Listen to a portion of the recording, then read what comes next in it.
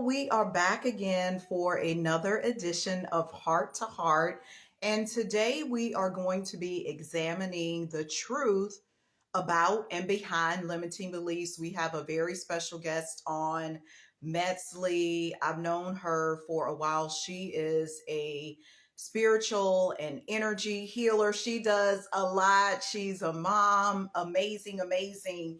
And before we get into it, I just want to say a little bit about limiting beliefs because it really wasn't until I say maybe like 3 years ago or less that I truly understood what limiting beliefs are. They're basically, and I'm going to have her, when she comes on, explain it in her own way as well. But limiting beliefs, they could limit you in your relationships. They could limit your money. They could limit even your religion, your spiritual expansion, any of that. Hi, Metzley. Hi, how are you You doing, Myra? look so pretty. How are I'm you good. doing? I'm good, doing good. How about you? Doing well, doing well. I felt like I was rushing this morning, but I'm not. I was not rushing because I've gotten this like getting dressed and getting live thing down to a science Oh, now. nice. So, hey, Sailor, Taylor, Tarot Magic. Hey, Create Your Blue Zone. What's up, y'all? Hello. Hi. Okay. Well, we're going to get into it because I know one of the things you help clients with is limiting beliefs. First hmm off, what is a limiting belief? Yeah, so just in simple terms, a limiting belief is just a statement that or a thought that we believe to be true, and we hold it as true, as truth. And it's something that just limits us in some way or holds us back from achieving our goals. So that's a simple way of explaining what a limiting belief is. In essence, it's kind of something that a part of you believes, even though you can logically conclude that it's not real, or you can conclude otherwise. If a part of you, if you still feel it, or if a part of you believes that statement to be true, for example, a common one is, I'm not good enough, then what happens is no matter how much you try to forward, advance, or progress, you're not going to be able to because that little part of you is like, no, no. And what that little part of you does, it's mostly just trying to protect you. It's a protective mechanism. And so it's doing what it thinks is best for you. But ultimately, this is something that helps to, or doesn't let us progress or achieve what we want to achieve. How can that, because you mentioned a clear one that a lot of us deal with, like I'm not good enough. How specifically would that limiting belief show up for someone? Yeah, and I love that you asked that question because it shows up in multiple aspects of our lives that we don't know. Because these beliefs, these statements of those are usually kind of an under, so it's in the subconscious level. So we don't really get until we give them a word, then it's kind of staying hidden, right? And so, for example, a belief of I'm not good enough, it can show up as anxiety when doing things, and that leads to procrastination because you're like, if you subconsciously feel I'm not good enough, then you're probably not going to, whenever something's presented that makes you feel I'm not good enough, it's going to make you feel bad. So oftentimes what a lot of people do is they avoid it because it's going to make them feel bad, and this is what one thing that leads to procrastination. Another way that it shows up is comparison to others. So sometimes when people compare themselves to others, it's because they have that belief of I'm not good enough. Once I've helped clients eliminate or clear this belief, they tell me that they go somewhere and they instead of comparing themselves to the other person and just being like, oh, they did this better than me and so on, instead they have this switch and they're like, oh, I'm actually really glad for that person. That was really like they did a great job. And I know that I do a good job too. So, I mean, Wow, that's like that recognition. yeah, absolutely. And it's just so fascinating, just the multiple ways that these beliefs affect us that we're not even aware of. Yeah, because I'm seeing that with my, since we're talking about the I am not good enough. I think I hear an echo when I'm speaking. I don't know. Do y'all hear it? Oh, sorry about that. No, I'm it not may not be sure. you. It's just I'm making sure everyone can hear us clearly. But when you speak, it's fine. Greetings. Hi. Hello. Um, I even saw that show up with me this morning because I was judging my outfit. I was like, I don't want to wear the red shirt. I don't want to wear this necklace. I should wear this. But you know what, Metzley was so cool because I've done similar work that you help clients with. I was able to flip the switch and say, okay, Elmira, that's not even true. What are you talking about? You look fine. What are you talking? It was Yeah. like.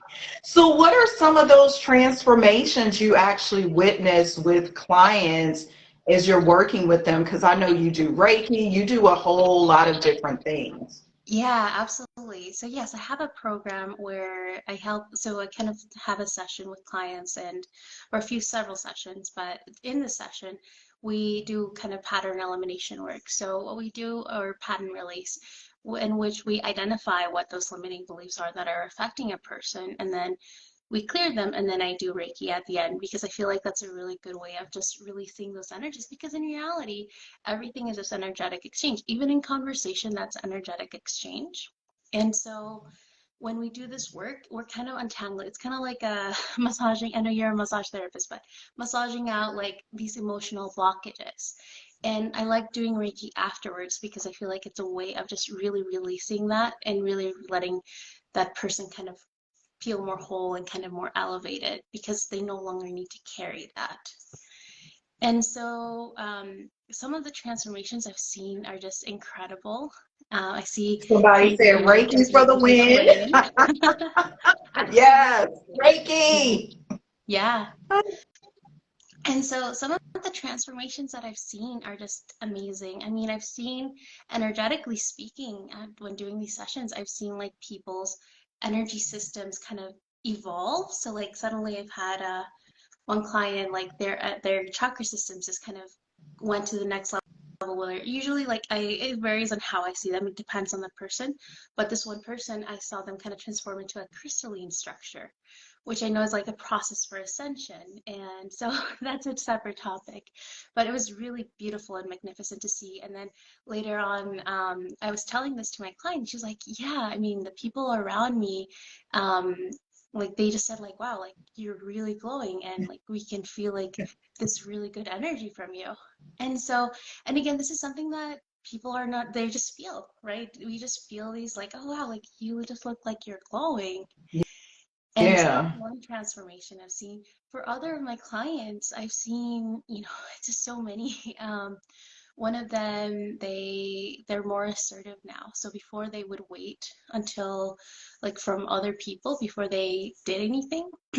And now they don't do that. Now they just feel more assertive and they are able to express their truth and, really be set out on what they believe in.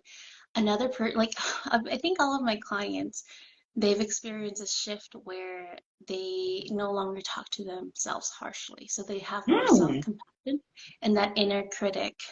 Um, oh, that inner critic. Sorry, I'm trying to. mm, And that I inner can critic hear has you. Yeah, go ahead. Yeah, that inner critic has basically just calmed down. So it's no longer like that self-attack, but rather it's just like, oh, because at the end, like after the process that I use, they say the statement and it's just words. It feels empty to them. And so yeah, like that inner critic, like they no longer feel like they're not good enough. They no longer feel that. They're just, oh, well, maybe this might be better. Maybe this would be better, but that's okay. And it's that act of being more forgiving to themselves. Yeah, being more forgiving is like a clear thing. And as you describe this, I'm seeing that You are full of gifts, like stuff you can innately and naturally do. Did you always believe in your gifts? Yeah, that's a good question. So, I knew when I was a kid, I used to do this energy work that I didn't really know was energy work. I thought everyone was able to do it. But essentially, I would like imagine,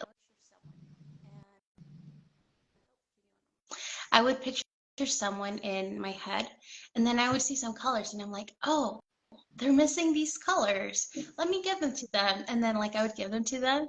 And then I know like for example, like a person was struggling with a cold. And then the next day when I saw that person, they were like, oh yeah, I feel so much better. It was such a weird short like cold. And I was like, oh, cool. And I would just do it for relatives as well. Like again, and this is kind of just me doing it on my own without really telling them. And so that's kind of like what was natural. And then I was really fascinating with the esoteric and the paranormal since I was a kid. My dad introduced me to Reiki when I was 12, Hmm. and I really wanted to learn. And I read some of the materials on it, but I couldn't find anyone to teach a 12-year-old at the time. So that was that. And then that's when I also started my meditative journey. But then somewhere along the way, I kind of got more into school. I really love science. And I thought I wanted to be either a psychologist or a doctor. And then going to college, I just prepared to be a doctor. And I just kind of left everything aside. Still had like this interest, still had this fascination, but just was more focused on, learning about like medicine and I subscribe to like Scientific American and all these other things just to educate myself more on that realm. And eventually there came a time where I was like, you know what, I'm more interested in all these other things. And I was given a chance to learn Reiki. I learned it, I practiced it with friends, and it was just mind blowing how I would be like, oh, I'm seeing something kind of in this region. And they're like, yeah, like that's where I'm feeling some pain and like in the exact position. So that was really fascinating. But yeah, I think those were just most of the gifts that kind of came naturally and then just rediscovered as I was older. And now that I'm engaging in Reiki, whenever I do a session, I have this really fascinating thing happen where I'm kind of taught like new techniques, new strategies as I do the session, which is so beautiful. And I feel like now I can kind of give a more comprehensive session for people as well. And yeah, just continuously growing and evolving in that journey. Yeah, that growth is so key. And one of the things you mentioned is your medical background, like you wanted to be a doctor and all of this. How does one combine, a person who's like, I'm spiritual, but I'm also scientific? How do you put those things together? Because to me, that could be a limiting belief. Like, I can't do science and spirituality too. How do you combine it?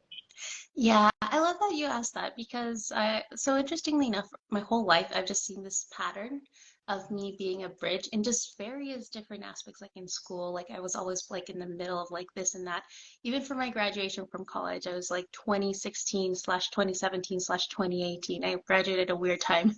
And What? so, and that's just been consistent throughout my life. So I feel like in a sense, part of my life's purpose is just to be this bridge and so part of that is, and one of my dreams has just been connecting the Eastern and the Western world because medicine is wonderful and it has many great acute applications. But once we start treating it chronically, so for chronic illness, that's when it starts kind of getting iffy because it's more of a lifestyle situation that, can be modified in that aspect. In terms of the spiritual, honestly, it's the same thing. It's just, like my belief is that the spiritual, like the stuff that we understand, it's called spiritual and it's kind of being like, oh, it's over here because we don't have the scientific tools to really measure it. And so it's just honestly a science that has not been discovered yet. And, with throughout history, we've seen this pattern of things just keep evolving. So, for example, the atom, the atom it was just thought to be like this round little circle or Mhm. round sphere.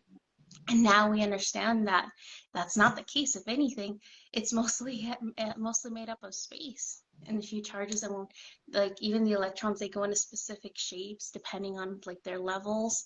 So we just keep on expanding, we keep on growing. And so that again, this is where I'm just thinking it's the same thing. It's just something that we haven't understood yet. I and I used to think this myself, but I attended this conference last week, and one of the ladies who got on said this thing. She thought she was too old to build her business. And this lady was 49. I'm like, how is she too old? But I thought the same thing before too. I was like, oh, I'm in my 30s. I can't do that. I can't record an album. I can't do this. Da da da da da. Where do you think that particular limiting belief comes from? Like about around age? Because you talked about forever growth, forever expansion. Aren't we growing as we age? I mean, you give your take on all of this. Yeah, and that's a wonderful question. Yes, so I mean, yes, we're growing, we're expanding all the time. And the thing is, I think people see it as like this one road, like, oh, we have to only follow this path. That's not how things are. It goes like and then we go backwards and up and down and all around. It's just such a fun journey. And I think most of what it happens is we have experience, right? And as we age, we develop all this experience. And oftentimes, yeah, like there's this limiting belief specifically like, oh, I can't do this because of my age. Or like older people can't start a new business. And we have like, or like, oh, I can't change career paths at my age. Like those are specific beliefs that people can develop and prevents them from doing things. But a lot of fantastic people have developed have created marvelous accomplishments at age 50. Complete career change, complete life So true. change. Yeah, and the thing is, as we grow, as we live our life, kind of looking at it chronologically, what happens is we gain more experience, we have more interactions, we live life in a different way. So it's just kind of a matter of like we have these experiences now. Is our awareness shifting? Is kind of our understanding perspective? Are we putting work into that? And that just gets us to a different place. But ultimately, we all, I believe at least, we all have our own individual reasons for being here and our own individual journeys and lessons that we are here to learn, whether it is to grow spiritually or whether it is not to. I think that's something that's independent to each person, and that's still wonderful. Because sometimes also we do spiritual or energetic work without thinking of it. Now we just have the words for it. But Hmm. before it was just something natural, like, oh, like I just have this premonition. Well, what do you think that is? Like, oh, I have this gut feeling. What do you think that is? So essentially, again, we just have now these words, and but like even we're all experiencing energy all the time, whether we're aware of it or not. It's just that understanding that we are. Yeah, that's so, because that goes back to even your story, like you said about your dad and the Reiki at the age of 12 and all of this stuff. Like you knew you was able to see the colors and help the people with the cold and all Yeah. this, all Yeah. this stuff. You weren't able to describe it scientifically, but you knew what was going on. How do you get people, because I'm finding one of the things you had to own was trusting your gifts too. Hmm. How do you help clients do the same for themselves? Like, because they may have some spiritual gifts, but they're like, I don't want to use it. People may think I'm crazy. These are some limiting beliefs. How do you get somebody past that? That's a fantastic question. So I actually teach a workshop. I have one coming up this Saturday, but I Ooh. teach people how to connect with their inner wisdom. So in that workshop, I actually guide people to understand what energy feels like in different levels.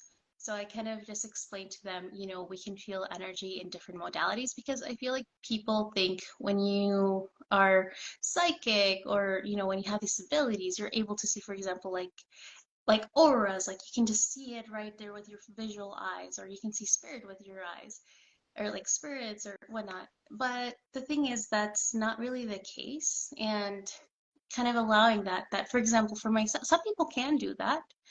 I won't deny that. But there, for most people, we just see things in our mind's eye. So it's kind of like if you were to imagine right now a red apple. A picture of a red apple would probably pop to your mind, right? Whether you have your eyes open or closed.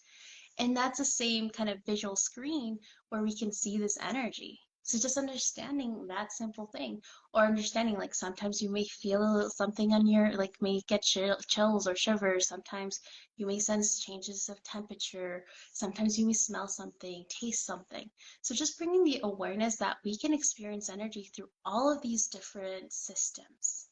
And then Hmm. also another thing that I encourage people to do is, for example, when I guide them on the because I have a meditation in the workshop where they connect with their higher self or their soul or however you want to call it. It's just words, but their inner wisdom. And so the thing I encourage, I kind of guide them through the different blockages, and one of them is the limiting beliefs, of course. And another one, is just like I'm making things up. And the thing is, that's kind of how energy speaks to us through our imagination. So when I'm seeing it in my mental screen, I may not see energy in the same way that the person next to me sees it. And that's wonderful because I have my own interpretation of how I see energy, and they have their own, depending on their gifts, depending on, their experiences and where they are at. So just kind of having this awareness, like it's okay, make it up, go ahead, like that permission to just let whatever comes to come. Like don't focus on creating, just let whatever just comes, and it's okay if it feels like it's making it up. And that's the process that I use to kind of help people connect with this. And the other thing is there's a lot of limiting belief work also that goes into it, just to have a clearer channel, because there's also all these fears, from uh, societal beliefs like, oh, that's just woo woo, it's nonsense, or even from religious terms as well. Yeah, I can say personally, I had to deal with that because I get this. I grew up next door to the church. So Yeah. I grew up next door to the church, went to church every Sunday. So when I started exploring gifts on my own, because I deal with a lot of grief and death and stuff like that, and I can see and sense people who have gone on and all of that, but it didn't coincide with what I was being taught at the Baptist church. So I couldn't tell my mom or some of these other people at the church what I was experiencing. And what you're saying is so key. And it's great you are providing this space for people to explore their inner wisdom. Tell us more about the workshop because it's coming up on Saturday, right? Yes, it is. Yes, it's at 11 a.m. Mountain time, and I Mm-hmm. think that's 1 o'clock Eastern time. But yeah, so it's just a workshop where I teach people how to connect with their higher selves, and then we do a little bit of energy work 101, where I explain to people like, oh, this is how we feel energy, and just having more awareness. I take them through a little work, an exercise so that they can experience it as well, and then I explain to them kind of like the blockages that are possible, and then kind of how we try to work through that, and then also how we are, how we actually have a good connection. And then afterwards, I just guide them through this meditation where they connect with their higher selves. And some people like to just, and then I give them space to ask questions to their higher self if they have any questions. Some people, they just like being in that energy as well, because part of it is also just familiarizing yourself with your own energy, because we're just so much in the physical world. We're just like in the 3D Yeah. that I see that sometimes we lose awareness of our connection with our higher self or with our soul. And so it's just kind of reminding you that you have that connection. Some people find peace in that. So some people enjoy staying there. Some people are able to ask the questions they want to. Some people are able to see, for example, things that they saw when they were kids, and as they grew up, they weren't able to do. So I had one person be able to see colors again. or like just yeah, like just visuals, and that's something that they were able to do as a kid, and then they weren't able to for the longest time until we did this. So that's So, and people kind of can sign up on your Instagram page, or how can they register? yeah, fantastic question. Yeah, so I'm going to put a link on my story. I'm just going to put a link for the event. It's an Eventbrite link to register, and I'll also put it in my bio as well. Cool, cool, cool. So y'all want to be at the workshop this Saturday. It's at 11 a.m. Mountain Time, 1 p.m. Eastern Time. Okay, I got another question because I know that you're a mother as Yeah. well. And one of the limiting beliefs I've heard, because I've been an entrepreneur since 2009, is from moms that they can't build a business and be a mom at the same time. Yes, Bay, it is virtual. What have you found to actually be true about being a mom and building a business at the same time? Yeah. So I want to share with you guys a little story, if that's okay. So at the start of my journey, I was just like, okay, I'm just doing Reiki. This is before I learned about limiting beliefs and just how impactful they are.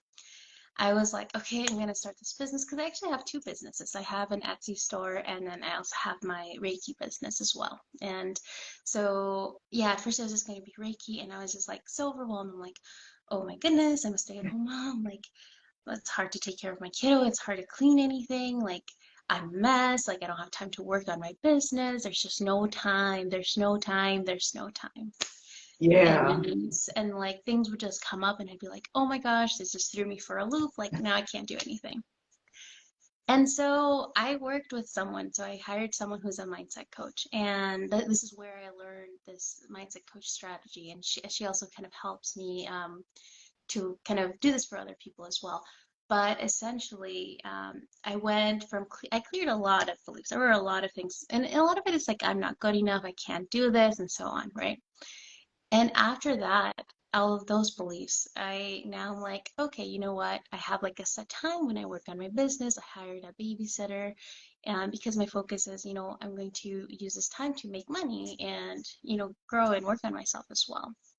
So, and then I create like I work with some friends who are personal trainers, and so now, like, I have a system where I'm like, okay, you know what? It's okay. I'm just going to go to the gym in the morning, work out, and then take my kid to the babysitter, work on my Mhm. business during this time. And since I don't have those beliefs anymore, now I'm able to be more focused in less time because I'm not doubting myself, not second guessing myself, like, oh, is this email good enough? Like, oh, is this like good? Oh my I gosh, because know. oftentimes it would take me like 2 hours to write an email because I would just want to make Really? sure it was perfect. Yeah.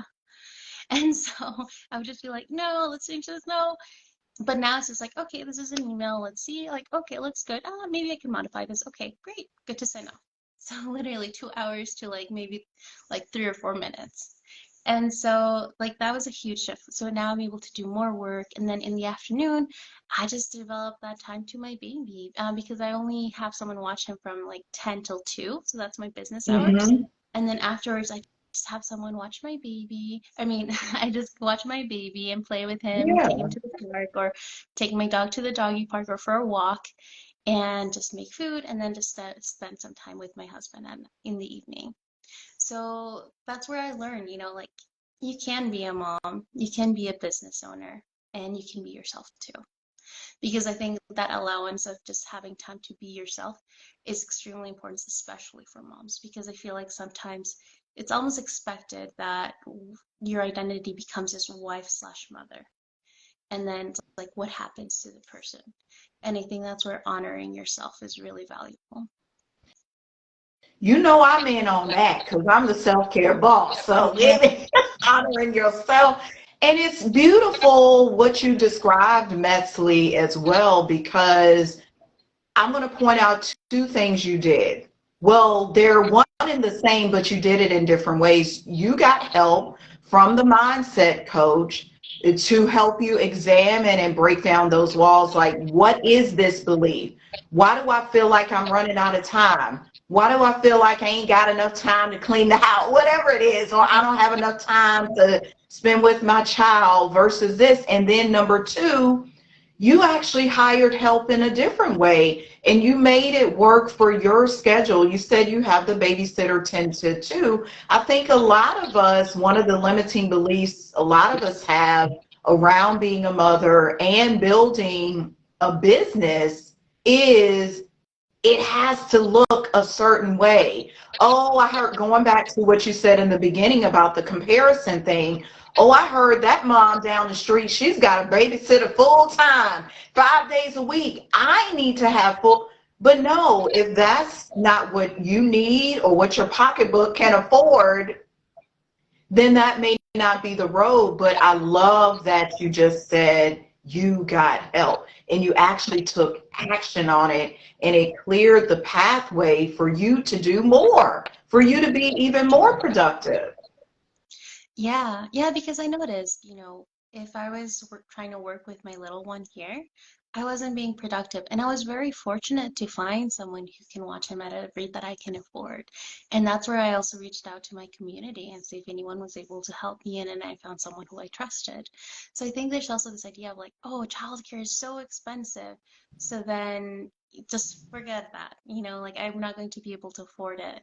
Whereas, we're all people and it's just a matter of just interacting. And yeah, like there's some nerves as well. Like, oh, like I don't want to leave my child with someone I don't know. Mhm. And I think that's where for myself, like I had some tests first. Like I just kind of had some observations, just kind of left to see if like it was a good fit. And I also felt the energy, see if that was a good fit. But another thing that really helped me is Rachel Rogers' book, We Should All Become Millionaires. Ooh, I And love it. oh, Yes. such a wonderful book. I recommend to everyone, especially, mom and any entrepreneur, because I think part of that's where I came up with the conclusion of like, okay, you know what? Let me focus, let me see if I can give some of this stuff away, delegate some of these things so that I can focus on growing my business, so I can focus on making more money. And that's where I got that inspiration to finally get a babysitter and now things make more sense to me and I have like a really nice schedule where yeah, I feel like I have time to do what I want and love. That's so beautiful because you, again, you took action. Because another thing about, we talk about the truth of limiting beliefs, y'all. Another thing with limiting beliefs, they will hold you back. They will cause you to not have courage or act in spite of fear because and it says it in the title, limiting. You even said it too, Metzley. It should be expanding. If your beliefs are not about expansion and growth, you need to examine them and say, wait a minute, is this something that's limiting me? Is this something, because I even saw it with myself about not claiming 100K a month Elmira. And before that, it was a limiting belief saying I could only make 5K a month. Those types of things show up for us too. And I will say it again, our beliefs should be expanding versus limiting. So I'm going to ask you a question about that. How do we know if a specific belief is limiting versus expanding? You know, I think that's a good question because sometimes people think that certain beliefs are actually expanding, but they may not be. And in a sense, it's anything that, so first of all, to check if you have a limiting belief, you can just say the statement. So it requires a little bit of digging, but one way is you can just say the statement out loud. And if that resonates, like if you feel like that's true, or if you feel anything in your body, like a lot of people feel like a blockage in their throat, then we know that's something that is, part of you believes to be true. In Hmm. terms of, checking whether something's expansive or contractive, well, anything, I feel like it's literally anything that makes you feel like you need or should do something. So if I need to do this, I should do this, then that's limiting because then it's like, even if it's like, I should be a good parent, even that, because then it's like anything other than that, then you're bad. And then that gives us this Wow. attitude and it gives us this like feeling, contracted feeling. Whereas it's like, Sometimes you may be a wonderful parent, sometimes you may not be such a wonderful parent. And the thing is, we're learning and growing and just using those times when you weren't a wonderful parent to really examine what happened and grow from that. And I think that's another thing. We believe mistakes and failures are bad. They're not. They're wonderful. They're amazing because they're just learning opportunities to help you expedite your growth. Because if you try to make it something, be perfect at something, then you're just going to spend a long time trying to perfect it. Whereas if you made a lot of mistakes along the way, then and you grow from them and learn from them, then you're kind of going to be your growth is just going to be much faster and more growth than the person who's just trying to make sure it's perfect from the get-go.